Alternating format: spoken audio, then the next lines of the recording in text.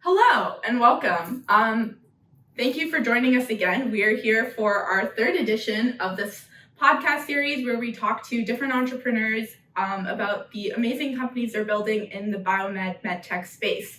So I'm Aditi. I'm one of the co-founders of CUBEC as well as a board member. And today I'm joined with Saumik and Mike from Tenomix. So super excited for this conversation. I met both of them through the Next Canada program. So you're probably seeing a trend with the last few conversations, but yeah, it's been really exciting to get to know them, get to know more about Tenomix, and super excited for this talk today. To get us started, do you want to just both introduce yourselves? Name, background, what do you do at Tenomix? But yeah, background, what did you study? Sure, no, sounds good, Aditi. Thanks for having us. Both Mike and I were happy to be here. I hopefully won't bore the audience to death with what we're working on, but we like to think it's really cool stuff. But my name is Saumik. I'm a co-founder, CEO of Tenomix. My background, I have a PhD in pathology and lab medicine.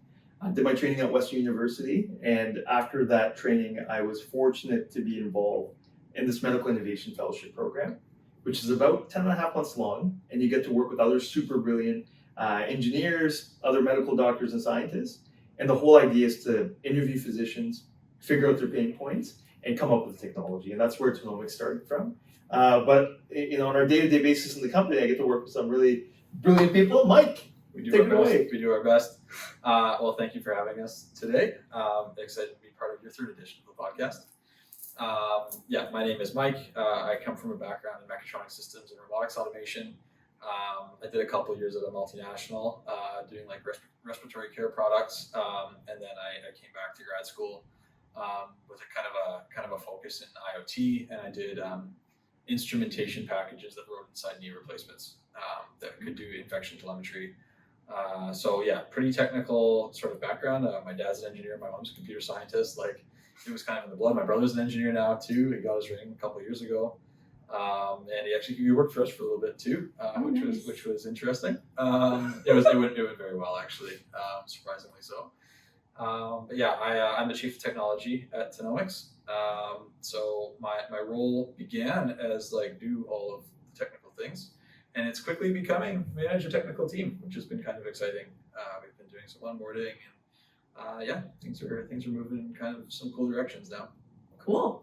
Well, welcome. Super interesting and very interesting to see both the science pathology background as well as the engineering background. So I think this will be a super interesting conversation.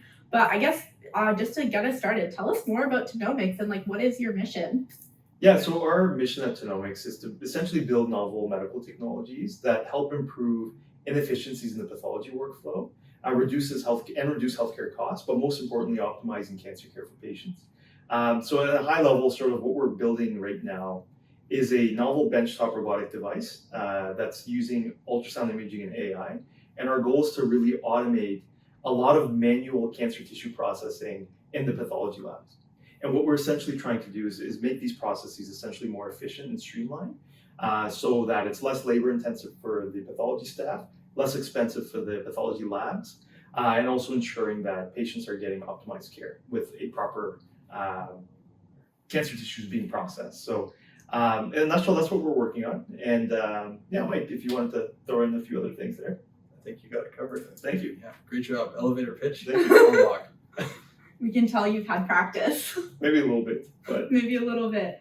Okay, so kind of going back, you mentioned Tenomix started out of a fellowship program. Would love to learn more about what that program was, and because it was at Western University, correct? So especially for our audience, they are mostly undergraduate engineering students across the country who are interested in the field of biomedical engineering.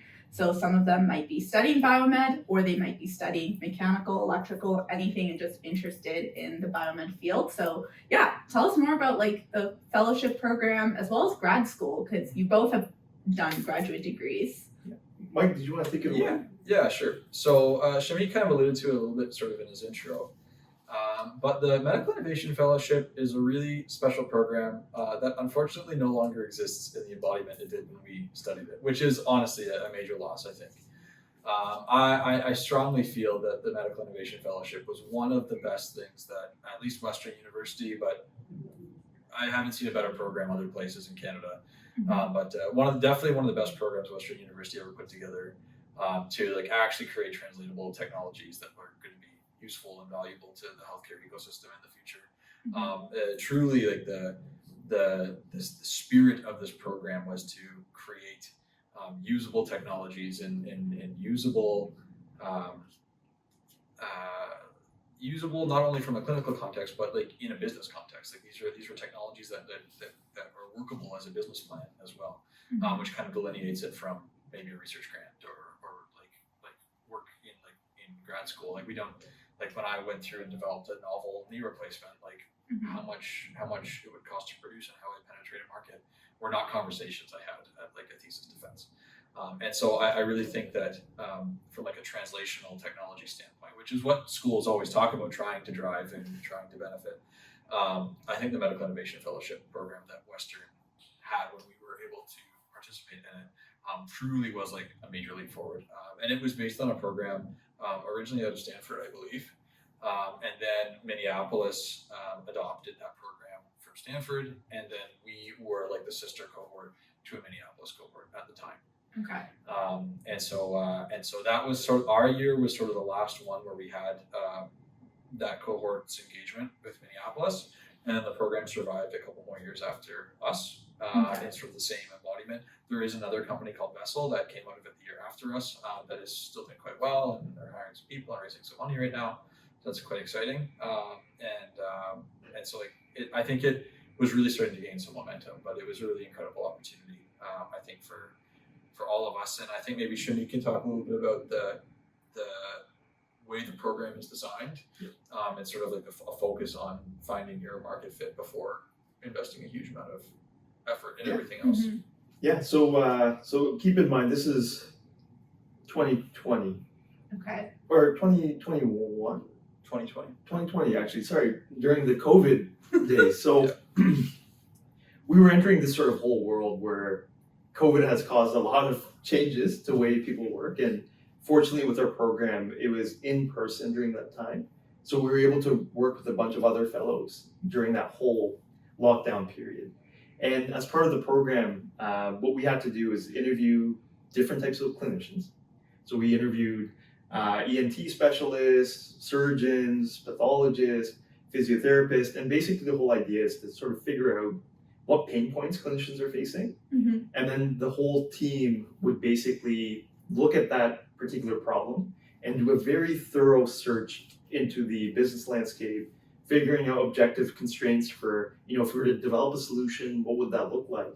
And we basically build out a funnel and throw a bunch of those ideas through that funnel and look at the top 10 ideas that we were interested in pursuing. So I think we collected like 178 different ideas from different clinicians. Wow. Ranged from like EMR, better EMR integration to earwax removal to, the one thing I always reminisce about this whole process is Mike and I were interviewing so many different types of doctors, and this was probably near the tail end of our interviewing period because that lasted for a few months.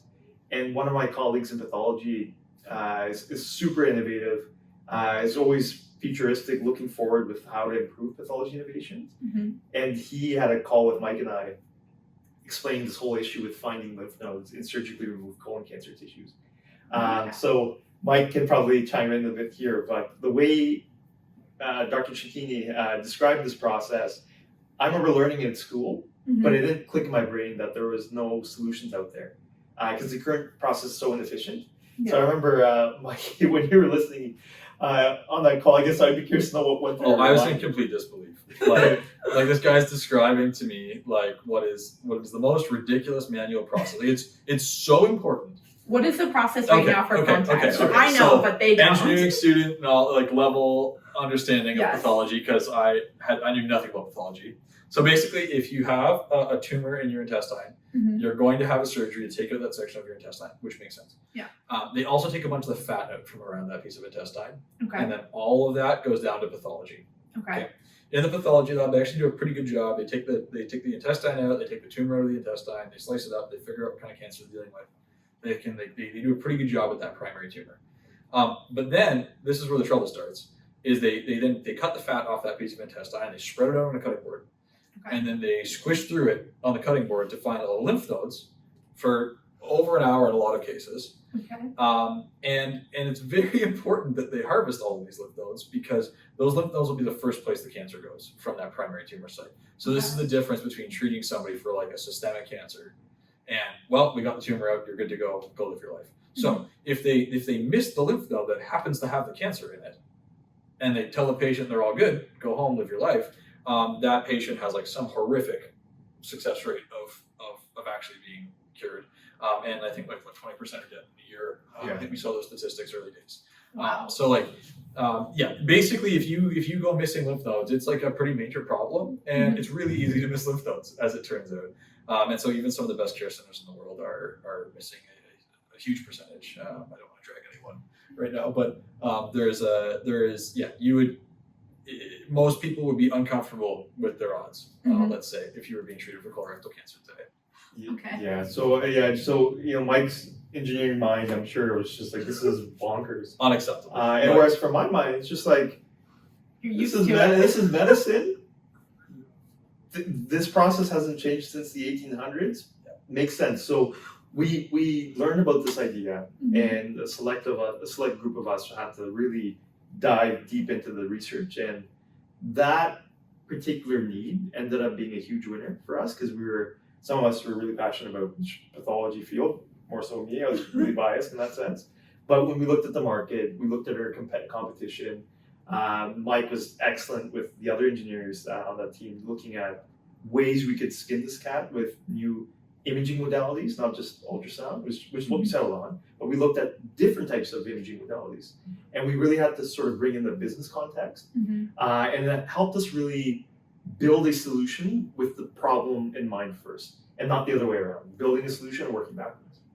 So that was basically that MIF experience. And the Medical Innovation Fellowship, we call it MIF. We basically, Mike and I and a few others, worked together as a team, tried to pitch competitions, and really started to really build the foundation or fundamentals of our business that still holds up very strong to this day. So it was just such an amazing experience, and I love to hear that it was very like problem first, that you really went out and like learned about what the problems were. And like, did you ever like have a focus on pathology specifically, or initially you were like anything under the sun? He may have. I was so biased. The mandate of the program though was not in any one area. Like I was very interested in sports medicine. There's another physician on as part of the group who was actually a rehab physician. He was very interested in a lot more kinematic stuff. So no, I would say that we had like pretty broad interests, and like the focus. They actually had an issue with an earlier cohort in that program where like somebody came in with like a half-baked idea and was like hell bent on pursuing it. And like that is not what that program is designed for. You do not show up with a pitch deck and an idea and be like, this is what I think I want this team of clinical scientists and doctors and engineers to work on. You need to show up with an open mind, like I'm ready to like create something new and impactful. But like I'm showing up to like bring my skills to the table and work with this great team. But like we are open to all options. Like any of my previous biases on like what should be a good thing to do right now, like really need to be set aside at the door. You need to check that before you begin. Okay, very cool. I mean, I guess for me, I had a similar origin story. Not in the context of fellowship, in the context of a course, but initially it was like, go out, find a problem you want to work on. And like my group, we looked at hydroponics for grocery stores to try and like improve like access to fresh fruits and vegetables. We looked at hydrogen. The other engineers on my team were really, really set on trying to do something in the hydrogen space to help transition to a hydrogen blue economy. And then I was really interested in med waste, but like our group looked at so many things, and in the end the business kids took my side, and so we went with the med waste idea. But even in med waste, like I was just like, for me, I was driven by like, there's a lot of waste in healthcare, but I was very open to like, what is the right solution to try and tackle waste in healthcare, improve the sustainability in healthcare. And just like started talking to people of like, what do you think like the problem is, or what do you think are potential solutions? Yeah, so how did you guys land on those topics? Like were these like areas of personal interest? Like waste in healthcare is like a big like personal interest of yours, but I don't know if that was before this course or after this course. Like, how did you choose those like fields to look into? I guess it was like everyone's personal interests, Okay. because we like had like 2 to 3 weeks of just group formation of like trying to find a group with similar interest areas. I had a bit of a chaotic story, but like anyways, ended up in this group. They're really interested in like, there's a few people interested in healthcare. There's also a lot of people interested in sustainability. For me, I came into the course with that interest in both sustainability and healthcare, because like I was also taking the biomedical engineering capstone. So I wasn't like set on doing anything in healthcare. I was like, I'm getting my biomed capstone. I was working with clinicians there to like develop a medical device for like, treating bladder cancer. So it's like I was getting that experience. So with the entrepreneurship course, I was like, you know what? Let's just explore anything under the sun, but get the experience of like building a business model, evaluating the market, and all these other things that in a traditional engineering capstone course you don't really get to do.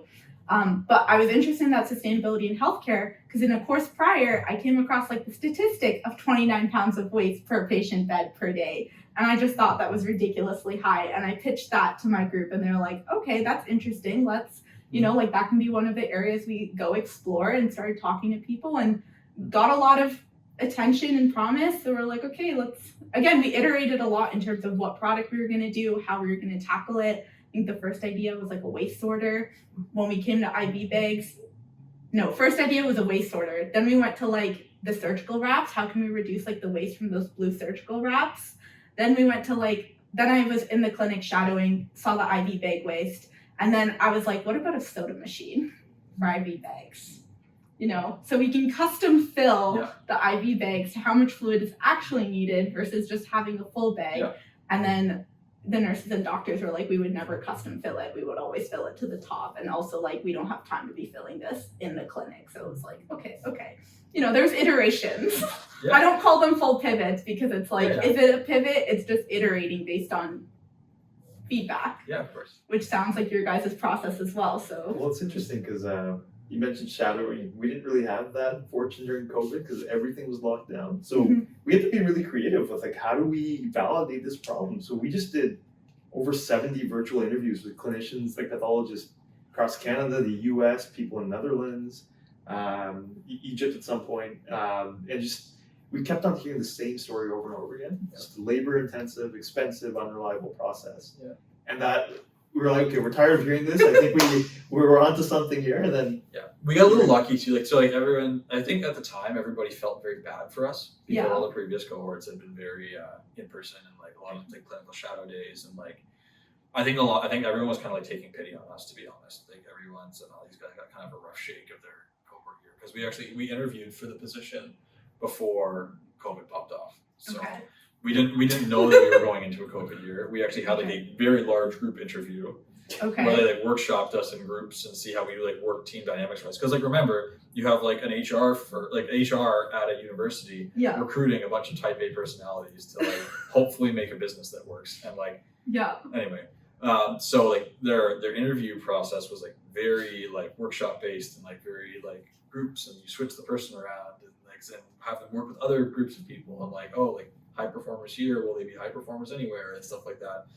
And so it's like we had like the most mix and match like COVID spreading possible interview if that had been a concern like a week and a half before anybody cared.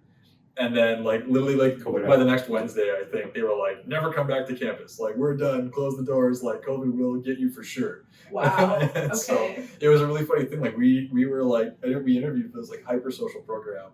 And then fortunately, like we had a really phenomenal supervisor during the program. Like, so there was a woman, Suzanne, who was responsible for running the program, and like she like really got like as much as anybody working for a university can understand entrepreneurship. Suzanne like understood entrepreneurship, and like she was all about like us going as like pursuing things in like the most creative ways that we could. Like it did not have to be the way that they've been done before.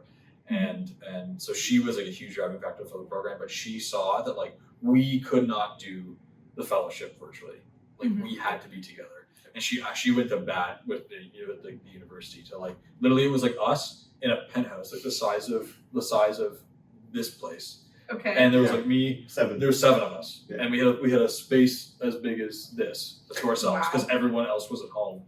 And so at least we were together Mhm. during that fellowship. But like one thing, like, so they were like, oh, like these poor guys, like they can't go to the clinic, they can't do this, that, the other thing. The other thing was like there was a lot of physicians that have been told to go home and like sit on their hands because like non-essential surgeries are being canceled and like all this stuff. And so we had a ton of clinicians who were like, sure, I'll take your call. That I was gonna ask, I was like, was Yeah. it easier or harder to get interviews with people in ultimately COVID? easier, I would say. It's easy. Yeah, they were bored. They were like Okay. home waiting to go back to work, and like these guys call them want to talk about their problems. Like, let me tell you my problems. And honestly, like even, we were told in the past, like, post MIF programming, it'd be very tough to do interviews. To be honest, we've had 100% success rate. Like every Wow. clinician or hospital we reach out to, we get an interview. Like they're willing to take the call because I think. I mean, is it because you're more developed now, or No, Our hit rate was probably 1 in 3 in those days. Yeah, but again, different medical specialties. Yep. In pathology right now, again, It was quite high in pathology. Yeah, it's very high. But across Okay. all the disciplines, like we just like cold email and cold call clinics, and like we got like 1 in 3 response rate. Not all of them actually set a call up with us, but like probably 1 in 3 actually responded. okay? Like we sent out between the 7 of us, we sent out thousands of emails. Yeah, it's a lot. Okay. But like we like literally had like a chart, we had like an Excel sheet, and like it got to the point that we couldn't keep up with the yeses, Mhm. and so like we actually had to stagger when we sent the cold calls out because we couldn't keep up with the people who would talk to us, Yeah. Wow. which I don't think any of us really expected. Yeah, to I was do. like, that's usually never a problem you hear. Exactly, yeah. On We ours. and we also agreed that we wanted at least 2 people on every call Okay. from our side to make sure that everybody was hearing the same things. Mhm. Because Suzanne, actually, our supervisor, was like very big on like even 2 very smart people in the same conversation can hear different things and can hear different motivations and can Yeah. take different things away from a conversation. And so even in those days, we were like really cognizant of having at least 2 people on all of those interviews when they did come up. Yeah. And so yeah, like really quickly with like all of us out doing outreach, and then like you needed 2 people on every call, and if it takes you like say less than 15 minutes to do your outreach, Yeah. then you have at least a 15-minute call, if not substantially longer, which is usually what it turned into. Yeah. You run out of bandwidth really fast, and so that was a kind of a funny thing. Like everyone expected it to be really hard for us to engage with the community and the clinics and stuff. No, we had a great engagement rate. We couldn't keep up with it.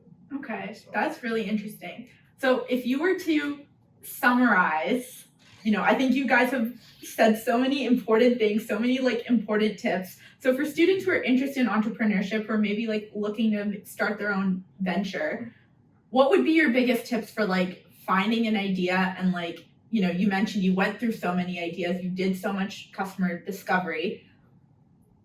Top 3 tips on customer discovery, how to ask maybe the right questions, how to maybe filter for what's noise and what's actually like the key points you're trying to get.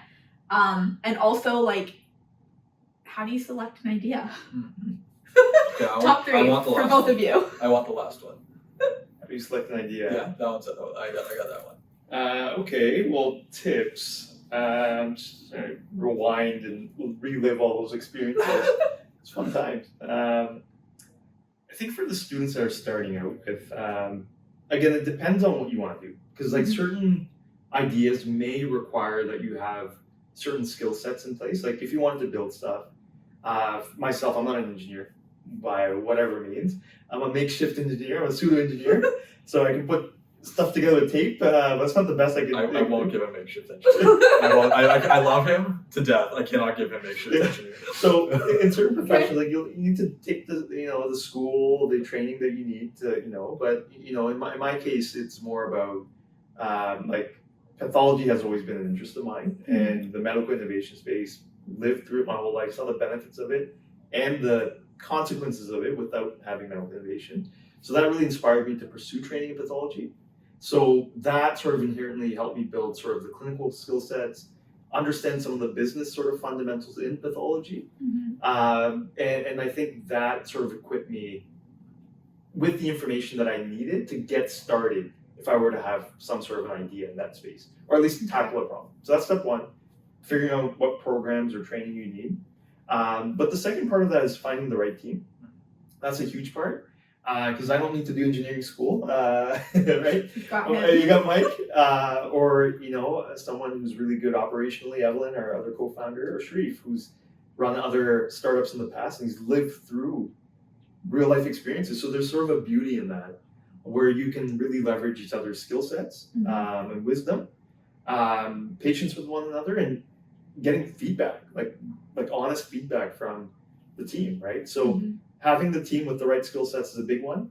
Not finding people who just complement your skills, but they complement your weaknesses as well. That's an important part. The third part is finding stuff that you're interested in or passionate about. I think that is an important part, because the thing is, entrepreneurship is a very lonely road. And in the initial days, it is extremely tough. You get a bunch of no's, you hear that from everyone.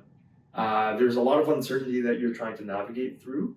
So at the end of the day, you just need to have some sort of a North Star that you believe in, and that will propel you through those times of uncertainty and hardships. So I think that's a huge 3 things I would say in terms of advice. And just not giving up. Like with customer discovery, sometimes when people think you hear different data points from customers, it's a bad thing. But it may not be. There might be some sort of a trend or pattern that maybe you haven't realized yet. But like for our case, for example, like the lymph node search process, each hospital is doing it so differently. So our question is like, why? Why is this happening? And it's just like there's so much anecdotal evidence that's being used and not enough scientific and quantitative data that really helps us understand that we're really onto something here. And there's a real method, real way to really standardize some of these things. So there's sort of a beauty in sort of seeing patterns in these customer discovery interviews. And the other big thing is not asking biased questions, because that will lead to other biases that may misinform what your initial hypotheses were. So the way I treat some of these things is like a science experiment, just given my background as a scientist, clinical scientist, is coming up with hypotheses or my assumptions, setting out a list of objectives for me to test, and at each experiment that I run, there's results that are generated, and those results help me either reiterate my hypotheses or allow me to sort of make certain decisions based on the data that I've collected. So making sure that you have non-biased questions for these interviews becomes really important. Michael, throw to you. Yeah, I think I'll be a little bit more, like a little less cerebral, which is like a very like common dynamic between the two of us. Like in a very tangible sense, if I'm an undergraduate student and I think I might like to be an entrepreneur, let's think about a student who I think actually is probably at an advantage that doesn't have an idea for what kind of business they want to run, but knows that they would like to be an entrepreneur, because that's easier, I would say. So almost everybody's, I don't want to say that. Some people are just a lot smarter than me, maybe. But I would say very often what happens when you are maybe 23, 24, leaving school, there's like a few times where you like think that you've like really thought of something like truly novel, and like you think you're the smartest person in the world for like 15 minutes until you go online and you realize that somebody else has beat you to that.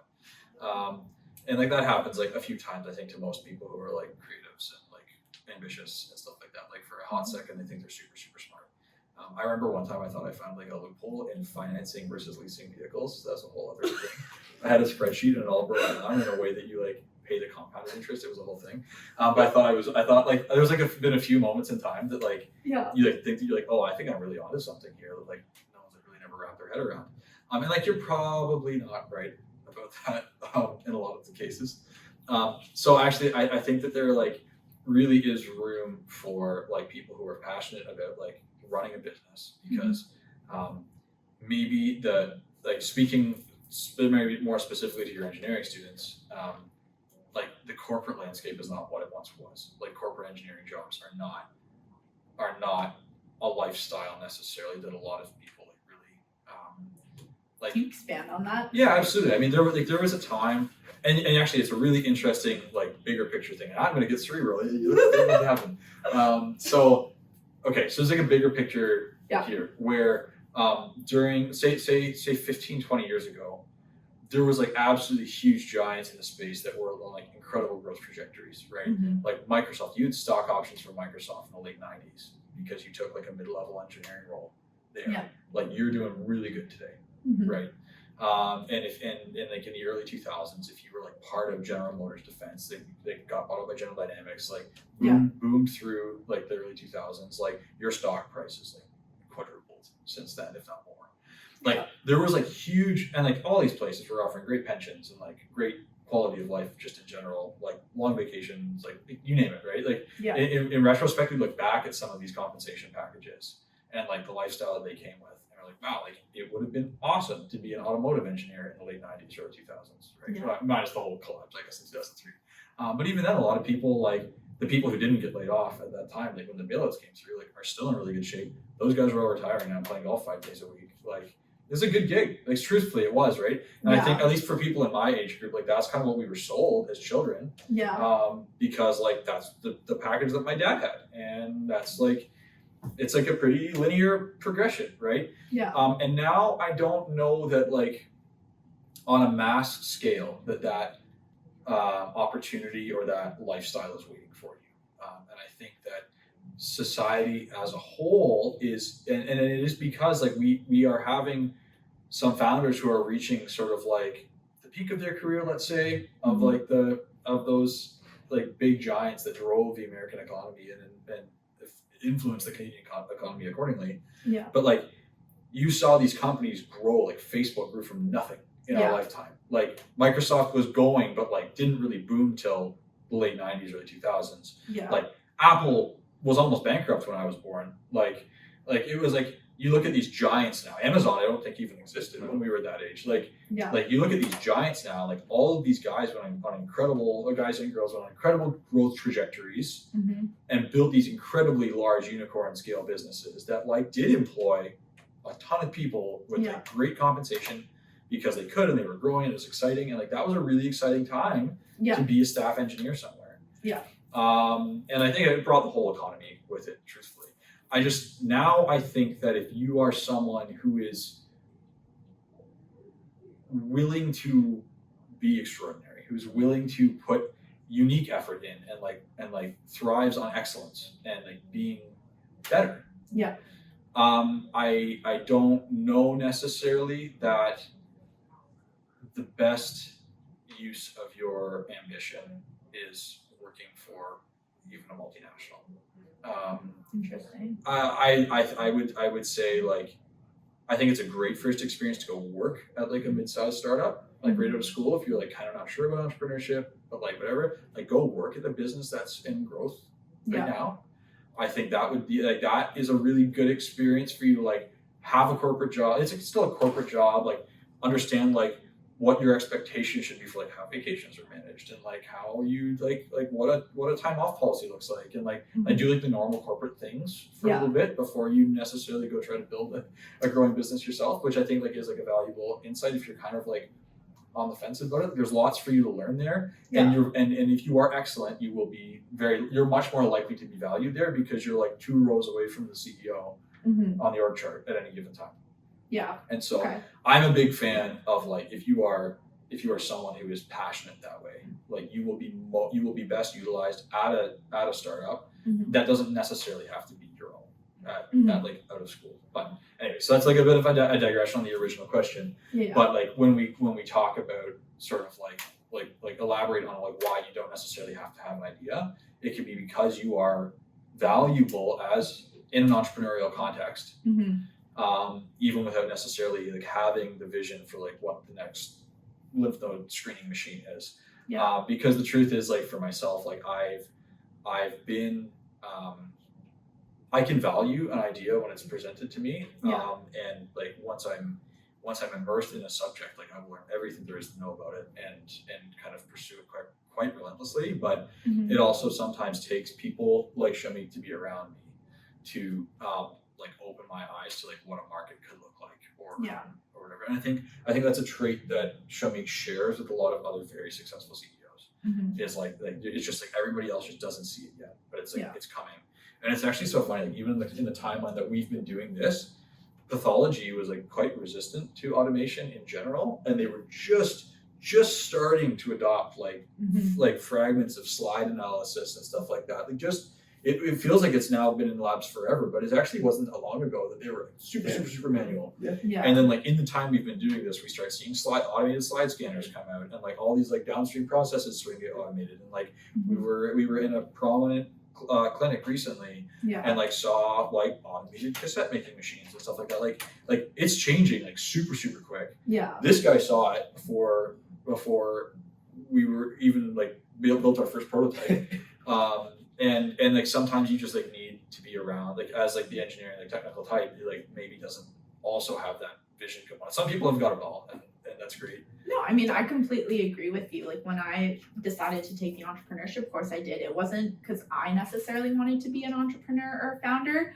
I was actually like, I don't think I have my own ideas. I was more like, if any of my smart friends have come up with something cool, maybe I can help them, because I was more interested on the intersection of business and technology and working in the commercialization space. But I took it more as a thing of like, let me learn about entrepreneurship, but I didn't think I had my own ideas. I surprised myself by finding I did have my own ideas and that I was really passionate about this space. But I completely agree in that not everyone needs to have their own ideas, and like each person is valuable. Like any company, you need a team to make it succeed, right? And not everyone necessarily needs to have that same vision, but like you have your own skill sets that can be leveraged very successfully to help bring a vision to life. Yeah. So yeah, absolutely.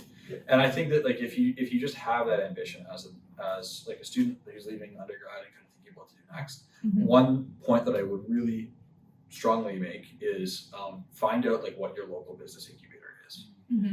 There's a handful of them all over Ontario. I remember as an undergraduate student, all over Canada too. All over Canada.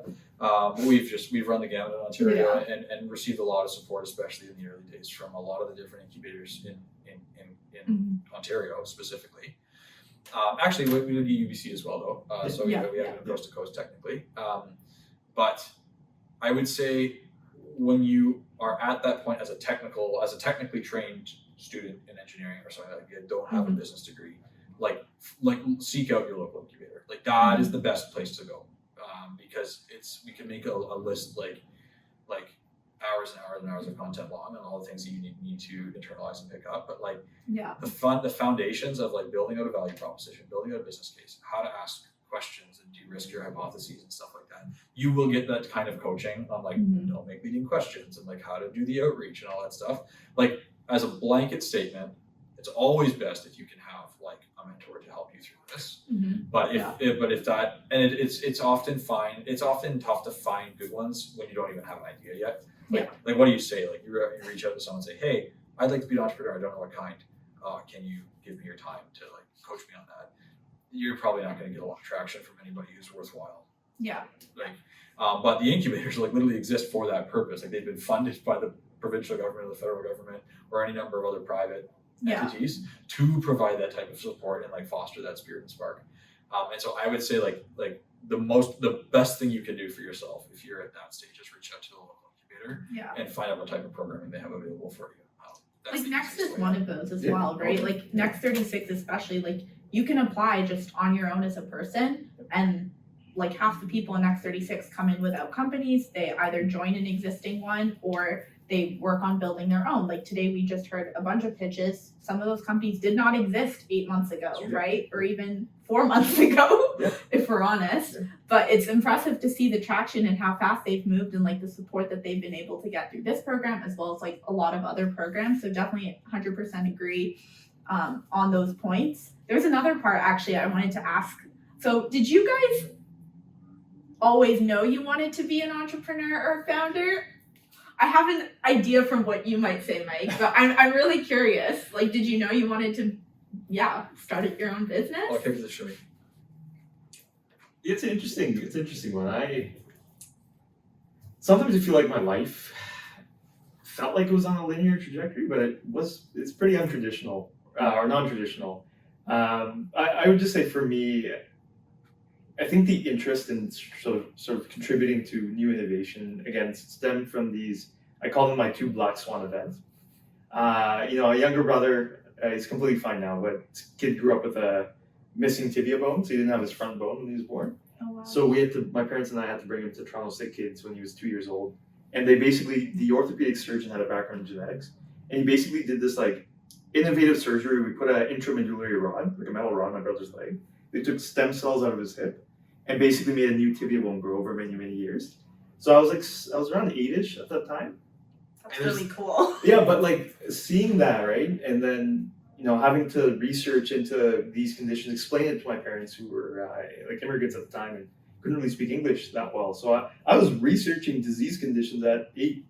And I was like, man, I want to be able to contribute to this. And then fast forward a couple of years, again, the story many already know, but losing an aunt, close aunt of mine, to improper colon cancer staging, that had a profound impact when I was around 15, 16. So again, just seeing these events and just the importance of medical innovation, I'm like, I want to understand disease mechanisms. Mm-hmm. And that's why I took pathology, to understand that more, right? And it's, so, as I was going through that, I had a chance to go to Hong Kong to work with another biotech entrepreneur and professor. And he was sort of teaching, he was running his own lab, he had his own company. I was like, oh, he's combining both worlds together, and just triggered sort of my passion and sort of why I want to be in the space.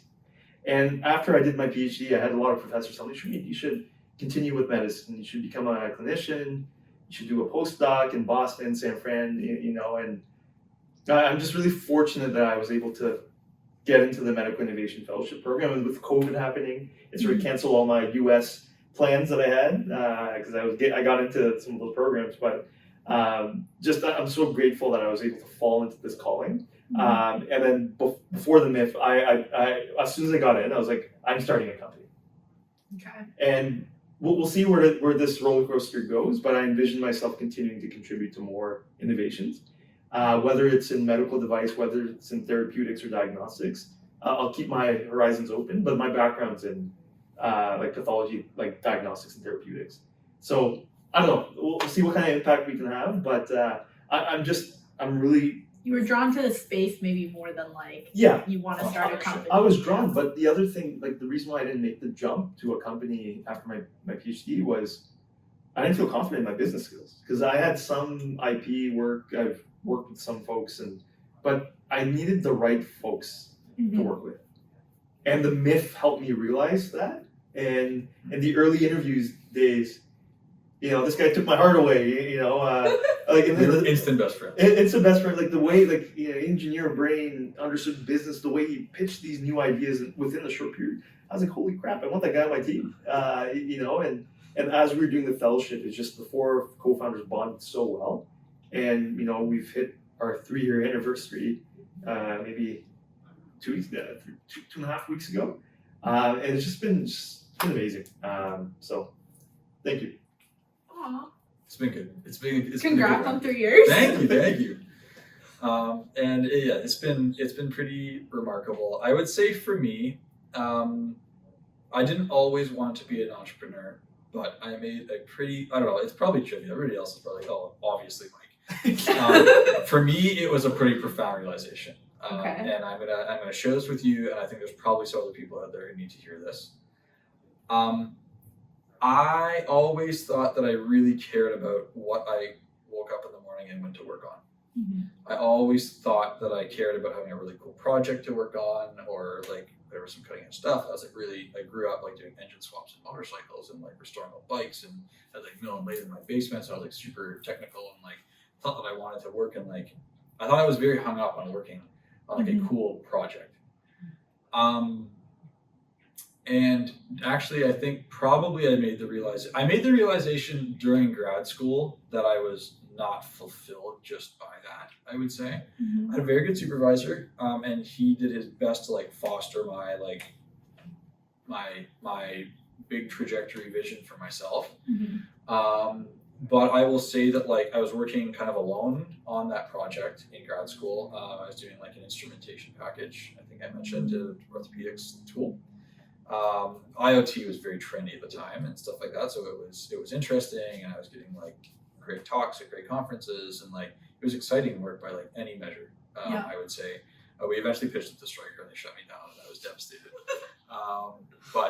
Rejection therapy. But I went from that engagement, and a couple of other things kind of went a little bit sideways on me because COVID had popped off, and we started the fellowship at that was quite a pivotal moment in my life, I think. But anyways, fellowship started, and I realized within weeks of the fellowship, because again, we were doing this needs finding thing, I realized really quickly that I did not care what I worked on as long as I worked with the right people. Okay. And if you are an entrepreneur, you get to decide who you spend your day with. More than any of like Reza talks about freedom in a lot of different ways. Along the entrepreneurial journey, he talks about time freedom, he talks about financial freedom, he talks about like a lot of different components of freedom that come with being an entrepreneur. In my mind, like the only one that is truly unique to being an entrepreneur is getting to choose who you spend your day with. Right? You could come into a really well compensated position somewhere else. Right? You could you come into a position with great flexibility or great benefits or great travel allowance or whatever it is, like all the other components of freedom that like allow you that you are permitted. The only one that is unique to entrepreneurship is who your team is and who you spend your day with. And that I realized during the fellowship was probably like, I'm a workaholic. All of us are. It's a little unhealthy. We're fortunate that our partners are also workaholics. Otherwise, things would not be so good. But like we are workaholics and we do love it. And we spend like so much time together. We've been on the road show together for almost a month.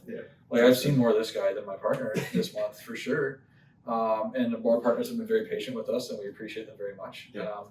But it's been a crazy experience, and doing it with people who like aren't like really like people you want to do that with would be really, really tough for me. And so honestly, I became an entrepreneur out of like solving for this problem of who I get to spend my day with. So I kind of fell into it that way, and like now we've like kind of like learned, we've absorbed founders mindset, and like we're now very excited about a like highly scalable business and like all the potential for it in the future. We've done some incredible clinical work at some incredible places with some incredible support and collaboration.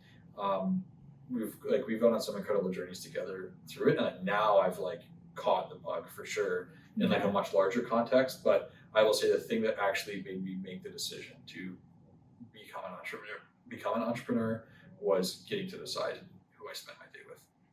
That's really profound. Thank you. I'm just like, wow. Usually Saumik is the one who goes like very big pictures. So thank you. That was really profound.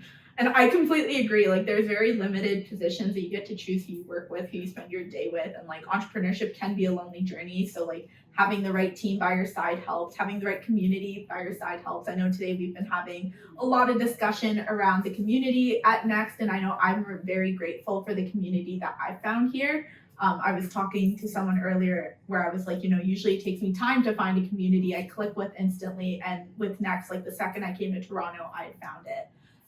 So, it's been very nice to be supported by the community, everyone, having their own ambitions, their drive, and it's made my own journey as a solo founder a little less lonely. And it's been nice to have different mentors from people like yourselves, as well as other people. And so definitely like getting to spend time with the right people makes things a lot easier. And I don't know, I have my own personal bias, but I find like some of the best entrepreneurs are the ones who didn't necessarily like want to start a company, but fell into it for other reasons, whether that was impact, drive, the problem, or the optionality of who do you spend your time with, how do you spend your time. Yeah, cool. Okay, we talked a lot about co-founders, so we're gonna take a little pivot here into talking more about, what makes a good team. You talked a lot about who you spend your time with. You talked also about how you guys, instantly connected when you first met, and like how you have a really strong co-founding team. What makes good co-founders, and like, how do you kind of judge for that early on? Like there's a lot of people who are solo founders who are maybe looking to bring on co-founders or make those initial hires, and even those initial hires, like typically you want someone with that entrepreneurial mindset. I'll keep it open-ended, but what are your thoughts? It's a good question. There's definitely lots to it. Well, I'll tell you, if you want to do it on easy mode, work with some people who have experience in their respective fields. Okay. I think it's really, really nice when like not every single hurdle you have to overcome, everyone on the team is doing it for the first time. Right? Okay. Like imagine you had like a non-technical team trying to develop a technical product. Yeah. And so not only are you trying to like learn how to like launch a business, and like you're trying to, you have to learn everything, right? Like and you're going to have gaps, like knowledge, like skills gaps and knowledge gaps and stuff like that in any founding team. Unless you're extremely well funded, maybe you can like all bootstrap it together and like bring on an amazing team right from day one. That was definitely not our situation. I would say in like 99% of startup companies that begin, you don't have like a complete coverage of all topics. But it is really nice if like the parts that you identify as riskiest, maybe like if it's that technical risk, or if it's a business risk, or you're worried about being able to find your customer, getting access to your customers or whatever. It's really nice if like your co-founding teams like expertise, like what they're good at, like if they have like a few areas that they're really quite competent in already, are like the major business risks. Okay. I would say that's a really important one. Yeah. No, absolutely. And like Mike's right. Like the only thing I can think of is for certain startups that may not have certain resources to bring in experienced people. Mike mentioned earlier, finding mentors, even in that space, is a great way to learn. And I think with a co-founding group, everyone has to be in that mindset of continuous learning, because there is a lot of uncertainty that you're navigating through. And if you don't have the resources or finances to bring on some of these people full-time or part-time, it's again seeking that wisdom and just putting the boots on the ground, figuring out who you need to chat with, and making an effort that way. I think the other big thing too is trust is a huge one. For me, I don't know if I'd be able to do a business with anyone I don't trust. So with Mike, Evelyn, Sharif, or the four of us, there's an immense amount of trust I place in each of these guys. There's certain expectations I have of them, and I'm sure they have expectations of me. But one of my big expectations is oftentimes if I come up with a suggestion or some sort of a potential alternative to a problem that we're experiencing, I want these guys to tell me the most brutal, honest feedback. And because I know like what I'm suggesting could be 50% right, could be 50% wrong. But usually when you're looking at a problem, it's very black and white. And when you have different perspectives, again, with everyone's expertise and strengths, right, it sort of paints that black and white picture into there's more color to it. And then you can make a decision even with maybe 80% certainty or 70% certainty. So I think having that brutally honest feedback and not feeling, feeling attacked for any reason personally, I think that's a huge thing when you're trying to, again, try out different hypotheses, testing it out, and just getting the feedback that you need. So that's a big thing for me. Yeah, that's actually, okay, yeah, biggest red flag in someone if you are thinking about starting a business is if they take, I think you're wrong, as a personal attack. That's the number one red flag. That is, if you get somebody who is insecure about somebody disagreeing with their opinion on something, it's like, I don't think you could do worse. Yeah. Okay. Or even, let's say, for example, even if someone says, it's wrong, if usually there's rationale behind it, that's all that's a good feedback thing. But like, if you get somebody who actually takes it personally, we are wrong all the time. Okay. And we know that we're wrong all the time. And as a result, when someone says, "Hey, I think you're wrong," it's like, okay, that's very possible. I could be wrong. Like I will rethink. Tell me why you think I'm wrong, which is important too. You're right. You can't just be like, no.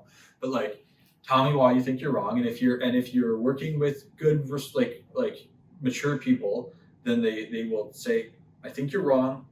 Maybe I'm not quite sure why I think you're wrong, but I think you're wrong. We should probably like find this out or learn that or whatever. Like I just like something about this like doesn't resonate properly. That's fine. Or better, it's I think you're wrong because I think that maybe we're missing this component of the puzzle, and like let's rethink it now that we all have the puzzle pieces on the table together, kind of thing.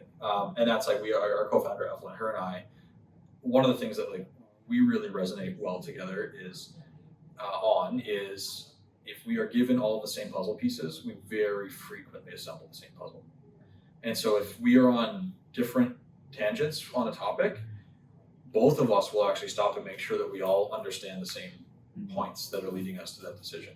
And like that like mature, level-headed decision-making process when somebody is like, no, I think you're wrong, is like probably the best indicator of a team that's cohesive and like will actually be successful, because you're going to be wrong a lot, and you're going to have to figure it out together. Why you're wrong, how you've been wrong, how you need to think differently next time to not be wrong. I guess how you handle disagreement as well in different perspectives. Yeah, it's just you cannot take it personally, right? You have to assume that everyone that you're working with is intelligent, everybody that you're working with is logical in the way that they approach things, and like you need people who have been good enough that you truly give them the benefit of the doubt in almost every situation, and then obviously they fundamentally believe they want to like do the right thing and make the right decision, like the motivation. I think that's kind of a given in anybody that you consider working with. But it's there's a huge level of like kind of mutual respect that goes into having a cohesive decision-making team, which is really what you are as an early stage founder. It's your decision-making team.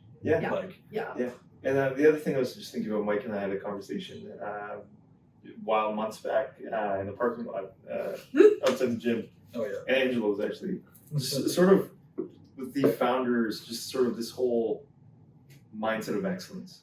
You cannot have subpar co-founders. Everyone has to be on that same wavelength. And I think part of that respect Mike's talking about and trust is built on this commitment to excellence and making sure that you're, again, treating each co-founder with integrity, the trust that we just talked about, but the work that each person is putting in is actually bringing in value. And I think when people are aligned that way, you'll have a lot of good things come out too. And excellence can appear in engineering, prototyping, right? Customer discovery interviews, business plan, whatever.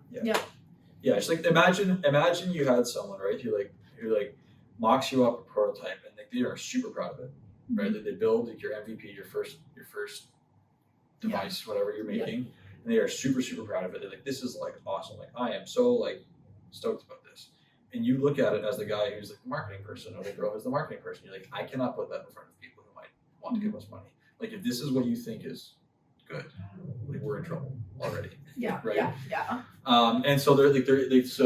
so in our context, like you end up in a situation where you start to see these patterns of behavior in people, and like I like built stuff that Saumik was thrilled about, and I'm like, dude, we cannot take that on the road. We cannot show that to anyone. Like I'm not proud of this. We can't show people this. Like and like vice versa. Like I think that there's like a half-baked business strategy by Saumik's standards that I think honestly that's like pretty good. I think we could run with that. He's like, no, we need to get like more data from more clinics on this, and we need to contact a few more customers on that. And like on like the user interface, for example, I think it looks pretty good.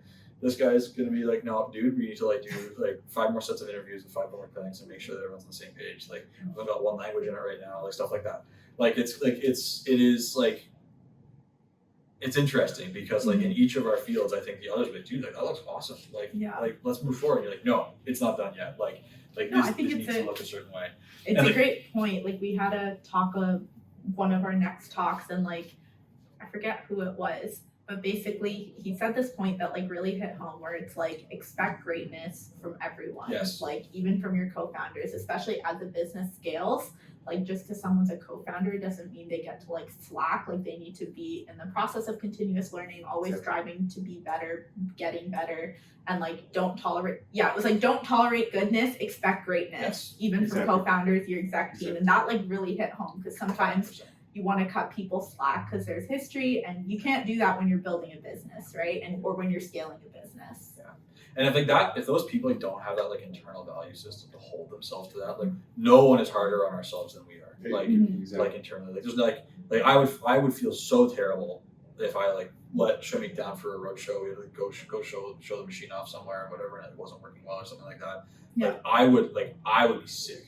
Like there's nothing that he could say that would make me feel worse than I did if I like didn't show up for the team on any given week. And like I think that's like it's like to your point. Like it's such an important like mindset to have for the people you choose to work with on your venture. Because if you need to explain to someone why they need to care, like you've lost the battle already. Like it's a really I don't know how I'd handle that conversation with one of our co-founders. It's tough. That's very tough. Like I think I could handle it with a hire. I don't know how I would even begin to unpack that with a co-founder. It's a very tough one. Okay, very and cool. I think, but to the point about hires too, like I think that your energy is mirrored by your hires as well. And as you start team building, like any issues with that in the founding team will start to manifest in the hired staff as well. Okay. Yeah. Thank you. Yeah, these are things that we are learning as we go. Yeah, we're definitely learning them. 5 years ago, do you think you would have been here where you are now, like with Tenomix, or is this what you expected for yourself 5 years ago? this would have been 2019. Tail undergrad school. 2019. Where was I in life? Lockdown. Yeah. Oh no, not You that. were Not yet, prior not to yet, not yet, lockdown. Not yet. You want me to go first, or You can go first. So 2019 was actually when I was in Hong Kong that summer, Okay. and that's what really connected all the dots with entrepreneurship, translational innovations. So for me, I think the realization came around exactly in the August of 2019. Okay. And then as soon as I came back, I was like, I just set myself, like, that's what I wanted to do. Okay. So that's exactly. Was there like wow. a clicking point? Oh, it just, when I was just in Hong Kong, I was just like, man, this is bringing back everything, my whole child, like all these memories are just like going through my brain and sort of just excited me even more. Yeah, it's actually, it was August, right now is when I realized, yeah, like I want to be in the space. Cool. So that's actually crazy. I don't know if I would have guessed this necessarily. Okay. Pathology was not something I knew anything about at the time. Although I do remember that summer, and I was starting to feel very strong that my career was going in a very good direction. Okay. I didn't know quite what that looked like yet. I think I was just getting ready to pitch Stryker on this like orthopedic implant that I built. We had done like some cool cadaveric work and like the sensing stuff, and like IoT was taking off, and like so it was very trendy. Like I've actually been, this is becoming a very good pattern at DT, but I was like right on trend as IoT blew up, and like all the investment was in smart everything, and everything was doing sensors, and everything was doing data logging. Yeah. And like I've been like right on trend with the AI boom too. So this is a good pattern for me. Okay. I hope it continues. Anyway, I remember feeling very optimistic about the future Okay. in 2019 because I was into a cool project. I was like talking to some cool places about it, pitching it to some cool people. I didn't know quite how things were going to look. There was a startup in Fort Lauderdale that I had met the president at a conference, I think at the time in 2019, he and I were in talks about me going down to join that startup.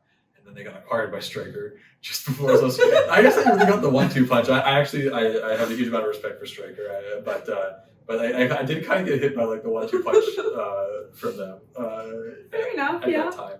Yeah. But I always a company that I looked up to and stuff like that. But yeah, I think I was exploring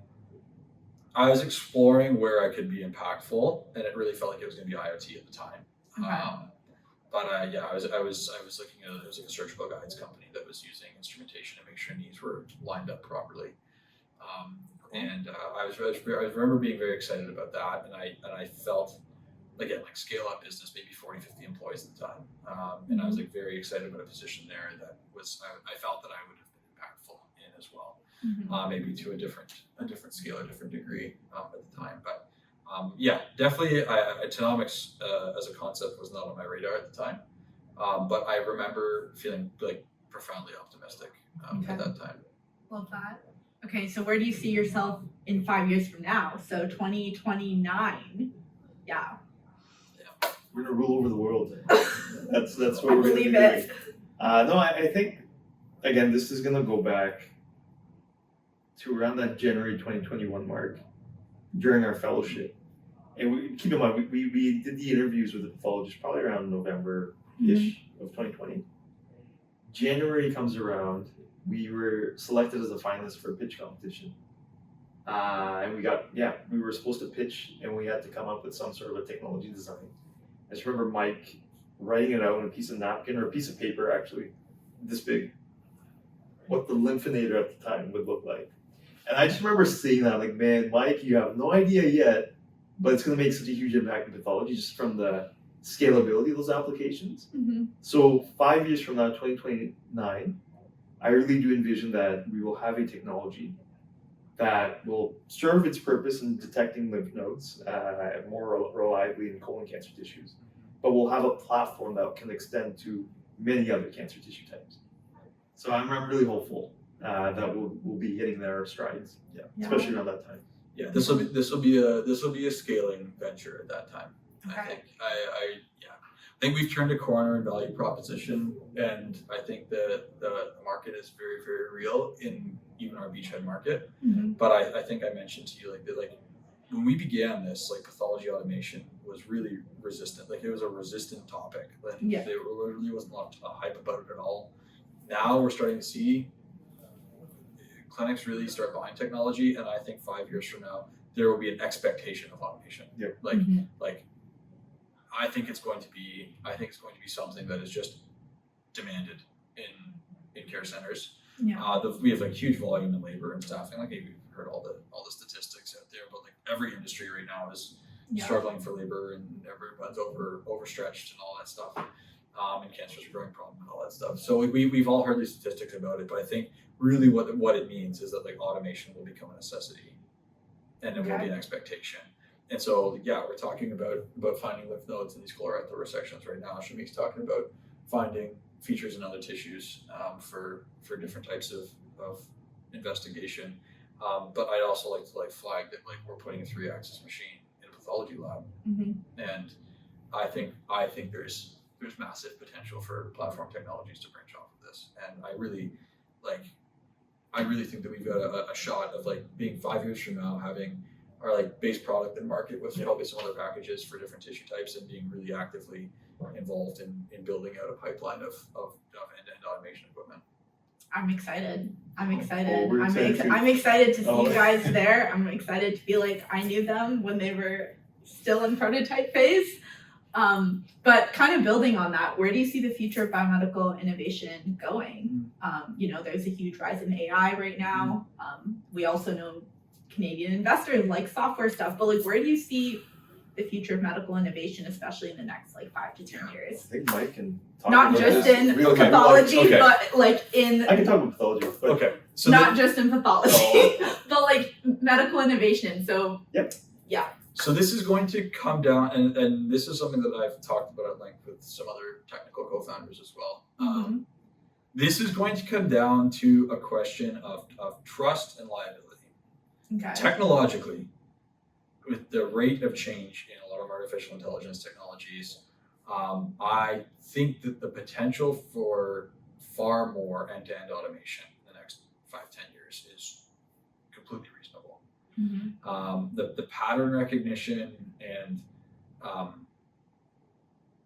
the pattern recognition capabilities of artificial intelligence, as these models develop and can become more general, will also become sort of a real value add to the whole space, because they'll be able to take in so much context from different things. You look at some of the best clinics in the world, and their model of care is to combine a team of specialists together, so that if you're a diabetic who also has problems with wounds and them not healing, who also has diseases that make you resistant or unable to take certain medications, like some of the most expensive clinics in the world, their whole value proposition is putting a team together of people who can manage your sort of polymorbidities or your compounding problems. And the whole value proposition in artificial intelligence is pattern recognition, right? And it's going to be a situation where, from a technological standpoint, is the possibility of really widespread healthcare automation a possibility? Yeah, absolutely. But my question is going to be around liability and accountability, and at what point in time are we willing to truly take our hands off the wheel and let artificial intelligence make really meaningful healthcare decisions? And I think it's going to be a situation that I really hope is driven by outcomes and performance. And I think regulators all over the world are taking steps to make that the case. It's going to really come down to whether or not the world is willing to let go of the human accountability. I think of healthcare, I think the capability will be there. And then from a dexterity standpoint as well, right? So this is a major Ajay topic, where we talk about how your artificial intelligence actually interact with the real world. And this is the difference between selling a software subscription app or service or image recognition tool or like whatever it is, or an EMR based thing, and then building hard goods equipment to interact with the real world physically afterwards, right? Yeah. And I will say, like, the truth is that the robotics currently are not they're advancing very quickly, but not at the same rate that AI is advancing right now. Okay. I would say, like, our machine looks a lot like a 3-axis router.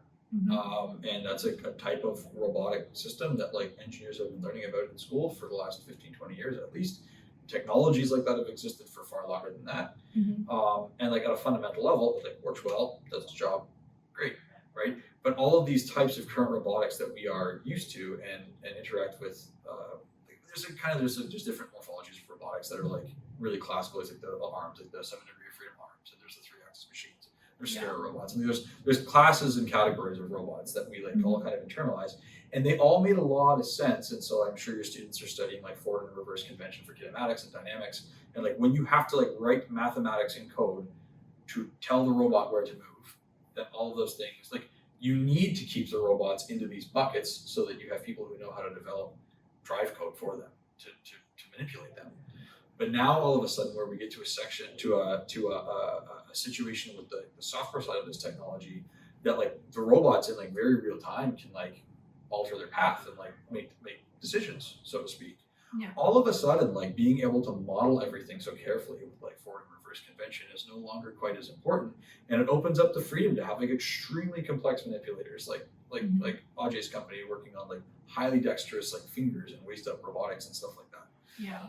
And so that's going to be a really interesting driver as well of how, whether AI is assisting humans with information and decision making in healthcare, or if we're actually like talking about like machines and like completely automated robotics doing a lot of this work. And we already see some of the pervasiveness, like Molly Surgical just got an acquisition, which is really exciting, to do some automated surgeries and procedures in the space. But I mean, like the big guys have been working on this for say 15 years now, give or take. I mean, we saw the Da Vinci machine, which would be a really straightforward one to apply artificial intelligence navigation to, for like that's like a minimally invasive surgery machine. And you see like the big orthopedics manufacturers doing like the Mako and stuff like that, where they can like automate. Well, it's not automated right now, but like automatically, like with automation equipment, install a hip or a knee replacement. And so, I think there's like kind of two decision making points here. There is a thought process around accountability, and there's a thought process around like how quickly the equipment develops to match the AI. And I think those two decisions are going to be what decides how healthcare looks a decade from now or 15 years from now. Cool. That was a lot of information. Thanks for doing my TED Talk. No, I loved it. I was like, wow, this is super technical, super interesting, and like really interesting because you said you were on the spot with IoT, you're on the spot with AI, so it'll be really interesting to see where healthcare goes in 10 to 15 years, as I mean, these technologies are evolving so rapidly right now. So even 5 years from now, I wouldn't be surprised to see, but I guess healthcare definitely takes a little bit more time to adopt, right? And like the safety security aspect is critical. Anything else to add to that on where you see the future? Okay, well, sorry, it's a tough one. I've given that a lot of thought. Well, I loved it. I was like, these are the insights we need. I'll have to say, like, based on what Mike was saying, there's sort of two ways that I look at it. So automation of clinical workflows, and I'll talk about what that means in my world. Like that's going to be a huge part, no doubt. And sort of the validity of whatever clinical data outpoints are being generated by these novel technologies and whether it makes sense. So basically the world that I see happening right now is you have screening that's being done, right? You have sort of a diagnosis stage, you have a treatment stage, and the prognosis stage. So 4 stages, I guess, in my brain. What will likely happen is there are going to be all these novel automated AI-enabled technologies at each of these different stages. But what will happen is I think these technologies will all be streamlined in a way where it automates those clinical workflows. So say, for example, my PhD research, I was looking at identifying new biomarkers for patients who are at risk of developing diabetic retinopathy. So what we would do is we collect blood samples, look at certain RNA biomarkers, and sort of determine the probability or risk of that person developing a certain stage of diabetic retinopathy before they go blind. So what I'm envisioning happening is these types of tools may come out that can indicate to a clinician that this patient is at high risk of a certain thing. Mm-hmm. So the diagnosis can be done. Treatment decisions will be more streamlined with automated, more robotics, right, to make sure less clinical errors are happening, because that tends to happen in a lot of different disease conditions.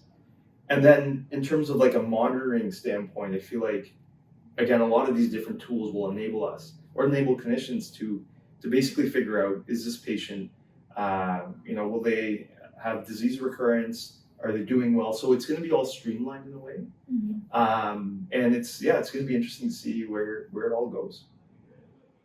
Cool. Well, thank you. This has been really, really interesting. Very insightful. I think I've learned a lot. I've really enjoyed this conversation. And I think it was like building on several other conversations we've had, kind of throughout the program. So this was definitely super interesting. Well, thank you so much, both of you, for joining me today. I really hope our audience really enjoyed this as well. I'm sure they did. But yeah, thank you. And yeah, I'm really excited to see where Tenomix goes. And, you guys are really inspiring and have been amazing mentors for me personally. So thank you. And yeah, thank you. Okay, well, thank you guys for joining us on this next episode. Okay, thank you for joining us in this, podcast today. I hope you really enjoyed it. I think there are some really great discussions around co-founders, as well as the process of identifying a problem, understanding needs of customers, and kind of going about those early stages of, forming a company. So yeah, I think this was really great. Thank you. And Thank you join us next time.